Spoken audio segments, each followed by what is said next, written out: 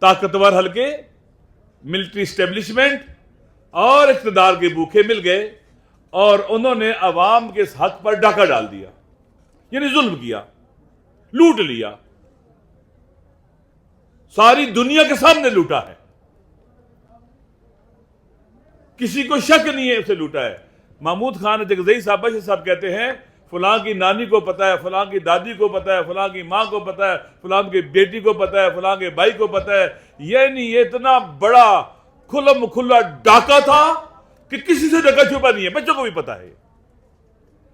اب جو ڈاکو ہیں، لٹیرے ہیں، جنہوں نے مل کر اس منحوس ٹرائکا نے مل کر ڈاکہ ڈالا، یہ ایک ڈاکو ٹرائکا ہے، یہ اسٹیبلشمنٹ کی، سیاستدانوں کی اور عدلیہ کی، الیکشن کمیشن کے ساتھ انہوں نے ڈاکہ ڈال دیا اور پھر اسی پر اکتفا نہیں کیا اپنی وردیوں میں۔ ہاں، سردار رمش صاحب کہہ رہے ہیں اپنی وردیوں کے ساتھ، اور اس کے بعد ہوا کیا؟ پھر رکے نہیں، کسی نے بند نہیں باندھا ان کے آگے۔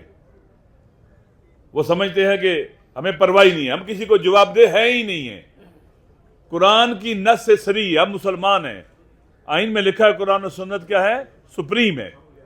قرآن کی آیت میں پڑھتا ہوں اور سادہ سا ترجمہ کرتا ہوں خدا کے بارے میں، لا یسأل عما یفعل، خدا جو کرتا ہے اس کے بارے میں اس سے کوئی نہیں پوچھ سکتا، اللہ سے۔ وَهُمْ يُسْأَلُونَ، اور باقی سارے کے سارے جواب دہ ہیں، کسی کو استثناء حاصل نہیں ہے۔ قرآن کہتا ہے، آپ نے استثناء دیا تاکہ جتنے ڈاکے ڈالے گئے ہیں ان سب کو قانونی شکل دی جا سکے، آئینی شکل دی جا سکے، یا ڈاکوؤں کو چھوٹ دی جا سکے۔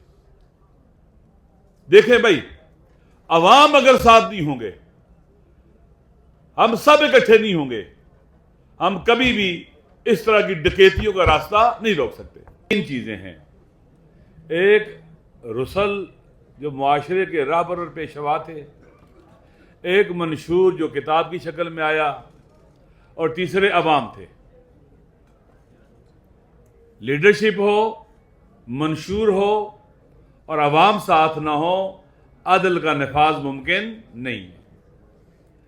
عوام ہو، لیڈرشپ ہو، لیکن منشور عدل نہ ہو تو عدالت کا نفاذ بھی ممکن نہیں ہے۔ تینوں کا ہونا ضروری ہے، لیڈرشپ، منشور عدل و عدالت اور عوام۔ عوام نے کوشش کرنی ہے، لِيَقُومَ النَّاسُ بِالْقِسْطِ، لوگوں نے قیام کرنا ہے عدل کے لیے اور انصاف کے لیے۔ خداوند متعال نے ساری کائنات کا نظام جو ہے وہ عدل پر رکھا ہے۔ بالعدل قامت السماوات والارض، زمین و آسمان کی اساس اور بنیاد بھی عدل ہے، اسی لیے باقی ہیں یہ۔ اور انسانی سوسائٹی اور معاشرے کی بنیاد بھی عدل ہونا چاہیے۔ البتہ یہ انسانوں کا امتحان اور آزمائش ہے، انہوں نے خود اپنے ارادے سے عدل کی راہ کا انتخاب کرنا ہے، یہ ان کی ذمہ داری اور ڈیوٹی ہے۔ یہ امتحان اور آزمائش انسانوں کی، یہ پہاڑوں کی طرح نہیں ہے، آسمانوں کی طرح نہیں ہے، زمینوں کی طرح نہیں ہے، یہ سورج چاند ستاروں کی طرح نہیں ہے کہ بالجبر خداوند متعال نے ایک جگہ رکھ دیا وہاں چلتے رہیں گے۔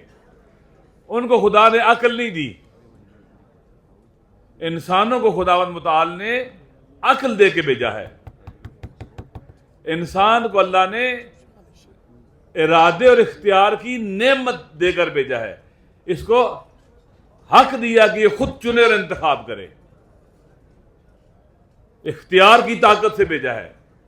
اِنَّا هَدَيْنَاهُ السَّبِيلَ اِمَّا شَاكِرًا وَإِمَّا كَفُورًا، ہم نے راستہ دکھا دیا ہے، اب اس کی اپنی مرضی ہے، یہ صحیح راستے کا انتخاب کر کے شکران نعمت کرتا ہے یا غلط راہ کا انتخاب کر کے کفران نعمت کرتا ہے۔ چننا اس نے خود ہے، اور اسی اختیار کی بنیاد کے اوپر اس کا سزا اور جزا کا فیصلہ ہوگا۔ اب ہم پاکستان میں ہیں، ہم میں سے ہر ایک کا مسئلہ ہے عدل کا نہ ہونا، انصاف کا نہ ہونا۔ جناب سردار اختر جان مینگل صاحب کی پوری گفتگو سنیں، اس کی روح کیا ہے، جڑ کیا ہے، روٹ کاز کیا ہے کہ عدل و انصاف نہیں ہے، لوگوں کو ان کے حقوق نہیں ملتے۔ دیکھیں جس دنیا میں ہم رہتے ہیں یہاں پر اگر عدالت خواہ، عدل کی خاطر اٹھنے والی جو قوتیں ہیں، افراد ہیں، یہ بکھرے ہوئے ہوں تو ظلم کرنے والے اگر اکٹھے ہوں تو وہ ان پر غالب آ جائیں گے۔ ہمارے استاد کہتے تھے کبھی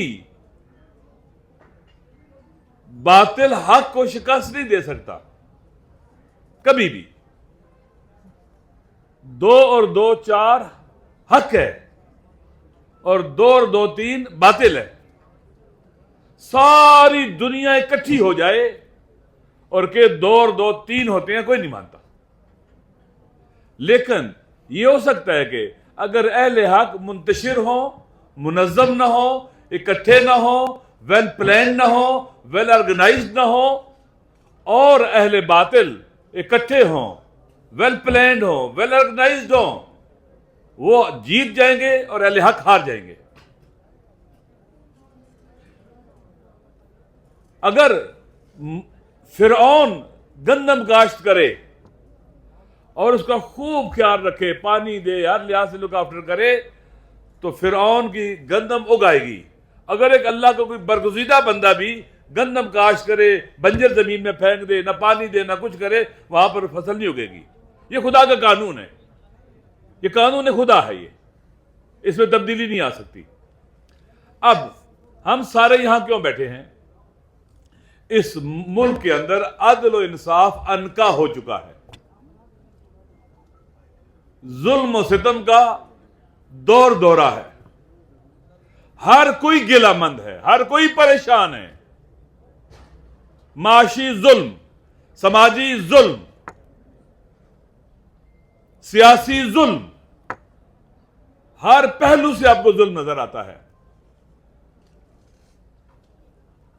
انتخاب کا حق میں نے پہلے کہا اللہ نے انسان کو دیا ہے، اور پاکستان کے دستور میں بھی ہے، اور یہ دینی اور اسلامی بھی ہے کہ اللہ نے عوام کو حق دیا ہے کہ پاکستان کے آئین کی روشنی میں کہ وہ اپنے حاکم منتخب کریں، اپنے حاکم عوام منتخب کریں، یہ حق دیا ہے، یہ حق الناس ہے، عوام کا حق ہے، اور کسی سے یہ حق چھیننا ظلم ہے۔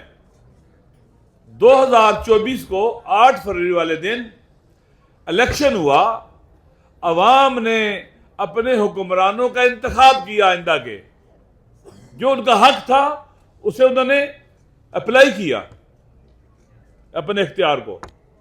ہوا کیا